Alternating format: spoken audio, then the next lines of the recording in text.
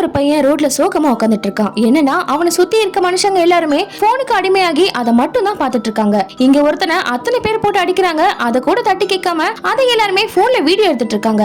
அதுக்கப்புறம் சாப்பிடும் போது கூட போனை மட்டும் தான் பாக்குறாங்க. இங்க ஒரு பொண்ணு பின்னாடி ஒரு பில்டிங்கே தீப்பிடிச்சு எரியுது. அது கூட இந்த பொண்ணு சிரிச்சுக்கிட்டே செல்ஃபி எடுத்துட்டு இருக்கா. அதுக்கப்புறம் அந்த குட்டி பையன் ட்ரெயின்ல போயிட்டு இருக்கான். அங்க ஒருத்தன் ஒரு பொண்ணு கிட்ட தகராறு பண்றான். இந்த பையனும் அவனை அடிச்சு போடுற மாதிரி இமேஜின் பண்றான். ஏன்னா இவன் சின்ன பையன், அவனால அந்த ஆளை ஒண்ணுமே பண்ண முடியாது. ஆனா பக்கத்துல அவ்வளவு பேர் உட்கார்ந்துட்டு இருக்காங்க. ஆனா யாருமே அந்த பொண்ணுக்கு ஹெல்ப் பண்ணல. போனை மட்டும் தான் பாத்துட்டு இருக்காங்க.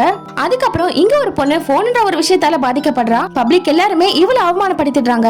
அதனால ஹைட்டான பில்டிங் மேல இருந்து கீழே குதிக்கலான்னு போறா. ஆனா அத கூட இந்த மனுஷங்க எல்லாருமே போட்டோ தான் எடுக்கிறாங்களே தவிர அந்த பொண்ணை காப்பாத்தணும்னு யாருமே யோசிக்கல. இது எல்லாத்தையும் இந்த பையன் பார்த்து இப்ப அழவே ஆரம்பிச்சிடுறான். இப்படியே கொஞ்ச நாள்ல எல்லா மக்களும் போனுக்கு அடிமையாகி இந்த போன்ன்ற ஜெயிலுக்குள்ள மாட்டிக்கிறாங்க. கடைசியில இந்த உலகம் ஃபுல்லாவே இப்ப போன் குப்பமேடா மாறிடுது.